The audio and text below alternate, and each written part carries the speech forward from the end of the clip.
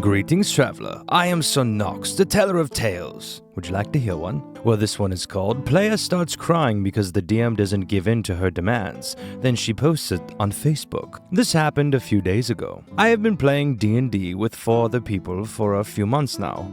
Everything had been going well when one of the players, Emily, asked us if her friend Sarah could join. We agreed. Sarah was the most obnoxious player we've ever dealt with. She only played 3 sessions with us, but from the start she was really bossy. Always wanted spotlight, and whenever anything happened she she would pout and from that point ignore the rest of the game and only look at her phone. How fun.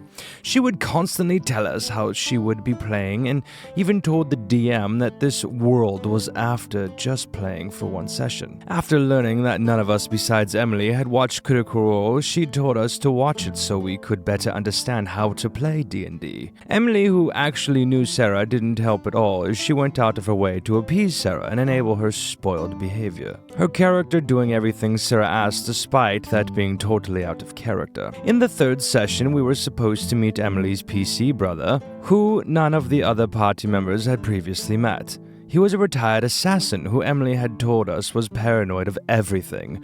The DM and Emily had previously decided to base this character of Mad Eye Moody. Our party went to his home and Emily introduced us to him. Sarah tried sneaking into his bedroom for no reason but activated a trap, failed the dex and con saves, and was stunned. She started arguing with the DM that there should be no trap as the guy should have deactivated them because our party was there.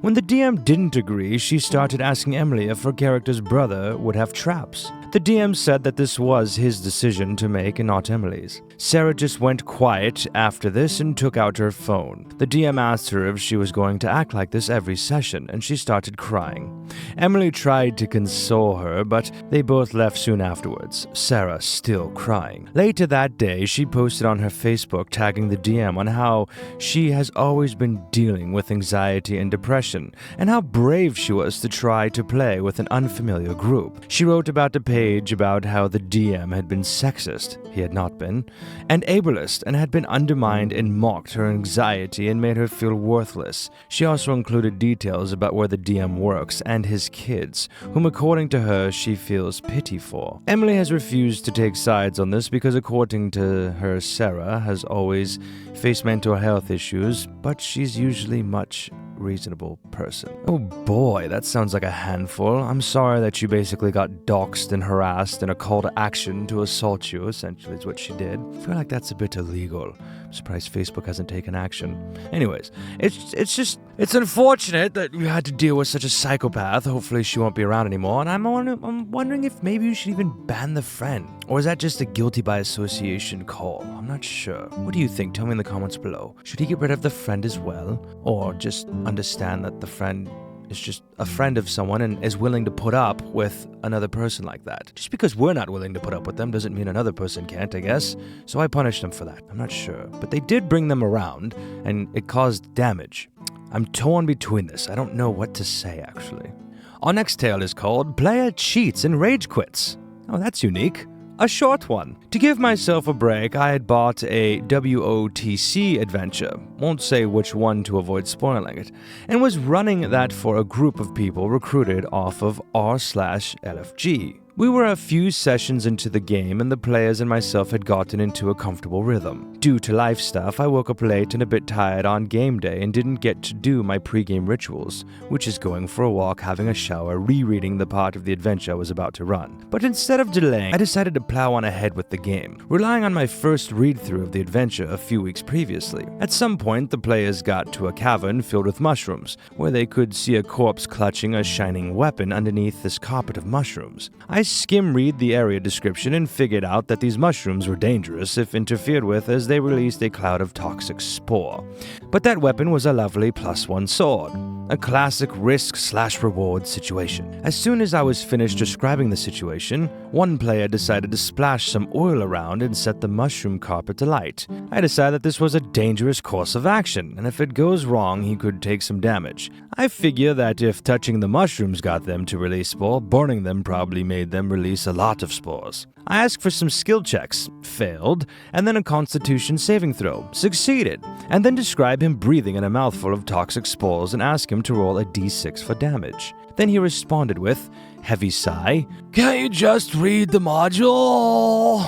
He then abruptly disconnected from the Discord VC. Since he didn't sound particularly angry, I initially assumed that he'd had computer troubles and that he'd disconnected mid-sentence. As I was waiting to see if he'd return, another player asked if he'd been kicked from the server. I looked around and realized he had left the Discord server and the Roll20 game. It took me a couple of minutes to figure out what had happened. In the adventure text, it actually said the mushrooms die harmlessly if exposed to fire or sunlight, but I'd missed that part when reading the text in the middle of the session. There was no way he could have known this unless he had the adventure open in front of him, so he was obviously cheating. And when his cheating hadn't worked as planned, he'd immediately rage quit. I felt a bit silly for having missed a piece of useful adventure text, but since it outed a character, it worked alright in the end. Is it always good to assume that a player's cheating? What if they've played this before, or what if they were familiar with the situation? Is it still cheating if you've already played the game before?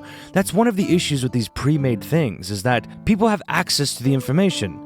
Now, either they've read ahead and they're ruining their first experience, or they might have experienced it before and they're going about it a different way, because maybe now that they have some more knowledge, yes, they might be metagaming a bit, but isn't it human nature to try and use your information to your advantage? Especially if you have knowledge of something to try and make the game better or at least play out in your favor. After all, it is a game. It's like, I don't know, a strategy guide or something, and using it and telling people they're cheating for using it. That's one of the issues with having pre-mades. All I can say is if you don't like pre-mades, then you should change it. But I guess you did change it, because he expected something to happen that didn't happen, and he got mad for it. So maybe that's your way of teaching him a lesson. You can say, yes, this is what the game says, but I am in control, and I'm changing it. So, maybe don't look ahead or assume what's going to happen, because I can change it at will as a DM. As long as the rules are consistent in your world, there shouldn't be an issue with that. Our next tale is called, What I Thought Was a Player Trolling Was Them Being 100% Serious.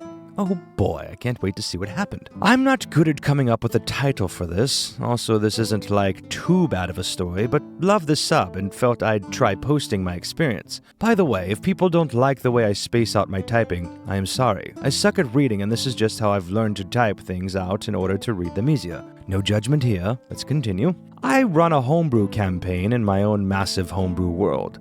The players all get along and enjoy how much work I put into making maps and 3D tokens for everything. Well, one of our players, Atom, one day decides his current character, a Hexblade Kalistar named Atlas, is going to rob a bank in the capital city. The party has to beg him for literally 2 days of Discord messages to not do this, as the party had recently met the Queen and would be instantly recognizable and lose any good reputation they had. Fair enough. He agrees reluctantly, but when they get to the upscale tavern they were staying at, he notices a table of nobles and overhears one discuss his business. Realizing this man is rich, he tells me that he's going to rob this nobleman and open a casino and bank in the town the party calls home. Me being the person who listens to almost all of these stories on YouTube through Crispy, Crit Crab, Drake, etc. No, Sir Knox, how dare you? I was like, hey, I'm not gonna railroad you into not doing something you want to try, but it will be hard. So we have a private tech session where he goes and climbs up on top of a shop's roof. The shop was located about a football field away from the noble's mansion. He wants to use this to scout it out and glean information from it.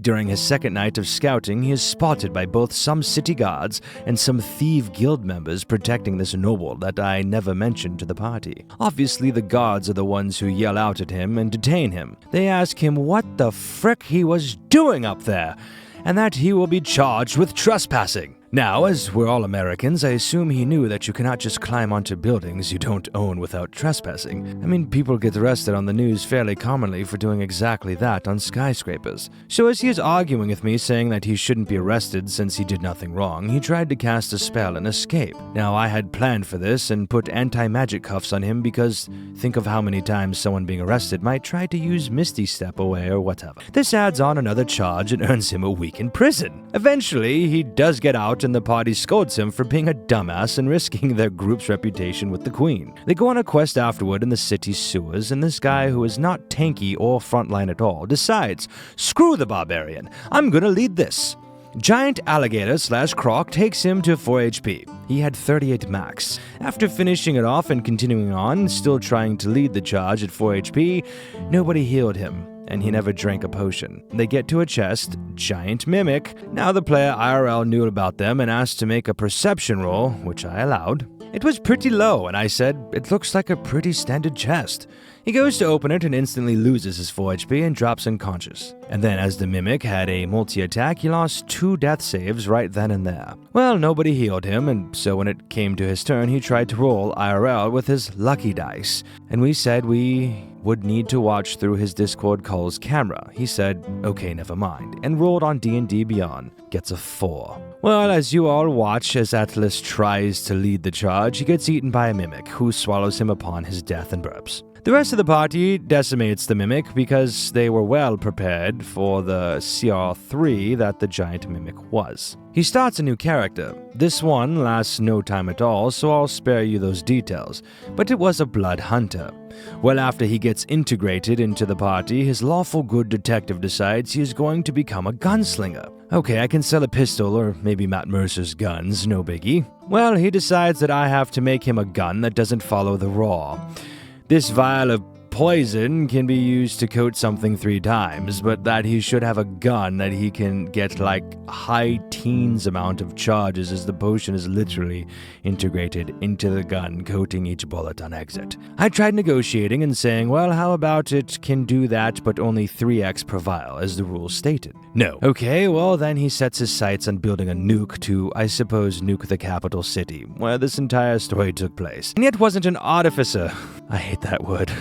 Or even have tinker's tools. So I'm just sitting here like, no, sorry, that makes no sense, and I'm not going to let you nuke my city where my PC from another game lives as an NPC. Eventually, I ask him in DMs, hey, are you just trolling or what? I provided my reasons for asking and examples of things that have happened, and he just left the campaign instantly after. No discussion, no explanation. Frankly, I was fine with it because it made me start hating playing, but at the same time, he said he really enjoyed my games, so I'm not sure why he couldn't have just toned it down and acted a little better.